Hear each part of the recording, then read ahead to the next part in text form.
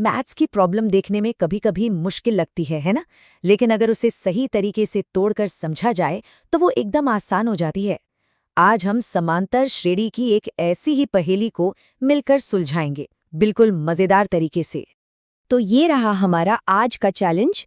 एक ऐसी समांतर श्रेणी का 15वां पद पता करना है जिसका पहला पद 3 है और हर पद के बीच 5 का अंतर है। चलिए मिलकर इसका जवाब ढूंढते हैं। देखिए, कोई भी मैथ्स प्रॉब्लम सॉल्व करने का पहला रूल क्या है? यही कि पहले ये देखो कि सवाल में दिया क्या क्या गया है। तो आइए सबसे पहले सवाल में दी गई जानकारी को एक एक करके निकालते हैं।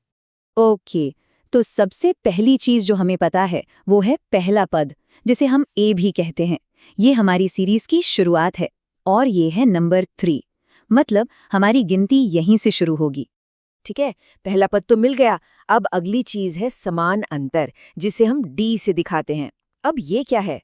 अरे ये वो नंबर है जो सीरीज के हर अगले पद में जुड़ता जाता है, बिल्कुल एक के बाद एक सीढ़ी चढ़ने जैसा।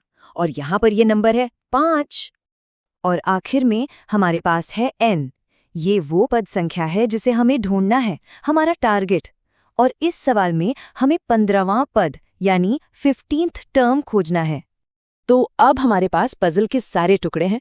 पहला पद है, समान अंतर है, और कौन सा पद निकालना है ये भी पता है। अब बस इन सब को जोड़ने के लिए एक चीज चाहिए, और वो है एक फॉर्मूला। गणित में सही फॉर्मूला तो समझो किसी जादू की छड़ी जैसा ही होता है। और ये रहा वो जादुई फॉर्मूला an बराबर a प्लस n-1 गुणा d। यहाँ पे जो an है ना, वही वो पद है जिसे हम ढूंढ रहे हैं। यही फॉर्मूला हमारी पूरी पहेली को सुलझाने वाला है। तो अब इंतजार कैसा? चलिए हमारे पास जो भी वैल्यूज हैं उन्हें फटाफट इस फॉर्मूले में डालते हैं और देखते हैं कि जवाब क्या निकलता है। तो स्टेप नंबर 1, सारी वैल्यूज को उनकी सही जगह पर रखते हैं। a की जगह हम रखेंगे 3, n की जगह 15 और d की जगह 5। अब देखिए हमारी इक्वेशन कुछ ऐसी दिख रही है।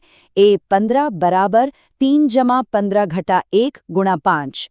गणित का नियम याद है ना? सबसे पहले ब्रैकेट सॉल्व करते हैं। तो 15 में से 1 गया, कितने बचे? 14। ये तो बहुत ही आसान था। देखा, हमारी इक्वेशन अब पहले से और भी सिंपल हो गई है। चलिए अब आगे बढ़ते हैं। अगला स्टेप है गुणा करना। तो हम 14 को 5 से गुणा करेंगे और हमें मिलता है 70। अरे वाह, अब तो हम जवाब के बहुत ही ज्यादा करीब पहुंच गए हैं। बस एक आखिरी काम बाकी है। और ये रहा हमारा फाइनल स्टेप। बस 3 में 70 को जोड़ना है और हमें मिलता है 73। इसका मतलब A15 की वैल्यू है 73। और लीजिए, जवाब मिल गया। तो देखा, बस कुछ आसान से स्टेप्स को फॉलो करने के बाद हम अपने फाइनल आंसर तक पहुंच ही गए। चलिए अब इसे एकदम साफ साफ देख लेते हैं। हमारा जवाब है 73। इसमें कोई कंफ्यूजन नहीं, कोई शक नहीं, बस एक सीधा सटीक नतीजा। यानी अगर हम इसे पूरे वाक्य में कहें तो उस समांतर श्रेणी का 15वां पद 73 है। देखा कैसे एक सिंपल से फॉर्मूले और कुछ स्टेप्स ने हमें सीधा हमारे जवाब तक पहुंचा दिया।